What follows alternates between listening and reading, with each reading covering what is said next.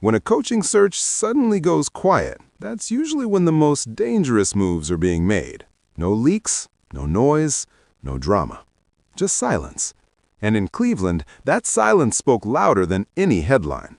For days, the Browns said nothing. Fans refreshed timelines, insiders went cold, and then, out of nowhere, a name appeared on the interview calendar that nobody was predicting. Not a headline grabber, not a social media favorite, but meaningful in ways that go far deeper than surface-level hype. Because right now, the Cleveland Browns are reaching the final stretch of their head coaching search. And at this stage, every interview isn't just a meeting, it's a message.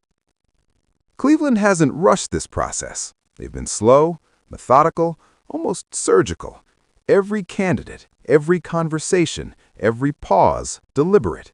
Which is exactly why this late edition forces a different conversation. Not just about who fits, but about why now, about timing, about leverage, about what this front office is truly prioritizing behind closed doors. Over the weekend, the Browns interviewed Anthony Lynn, former NFL head coach and current run game coordinator for the Washington Commanders. The team confirmed it Sunday after it was first reported by Josina Anderson. That made Lynn the 10th candidate to meet with Cleveland, and on paper, there's a lot to respect. Anthony Lynn led the Chargers from 2017 to 2020, including a 12-4 season in 2018 that sent them to the playoffs. He's coached on the biggest stages, in the biggest locker rooms, and he's worn offensive hats all across the league. And here's a twist some fans may have forgotten. Anthony Lynn has Browns roots. Back in 2007 and 2008, he was Cleveland's running backs coach. So yes, there's history here, there's familiarity, there's credibility. But here's where things get interesting. Around the league, the perception is clear. This interview wasn't about momentum toward a hire. It was about structure. It helped Cleveland officially satisfy the Rooney Rule, clearing a necessary procedural step before making their final decision. Not glamorous, not dramatic, but essential. And then Adam Schefter added another layer to this story.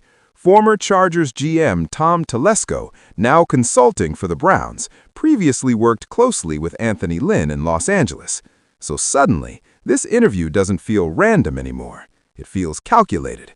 Not about pushing Lynn to the front of the line, but about clearing the runway for the plane that's already warming up. Because midway through this search, Cleveland's real focus still appears to be elsewhere. Names like Jim Schwartz, Todd Monken, and Nate Schelhaase remain central to the outcome.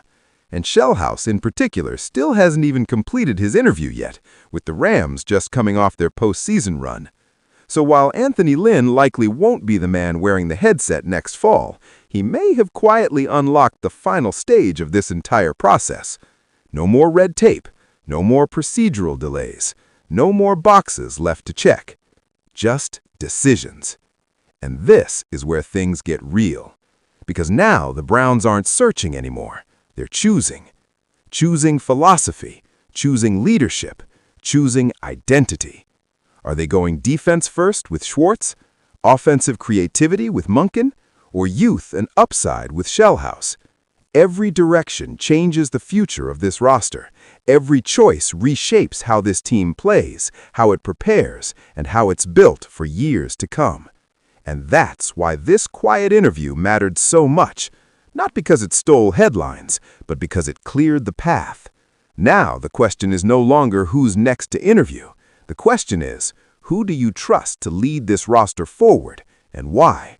Because whatever decision Cleveland makes next won't just define this offseason, it will define the Browns' identity.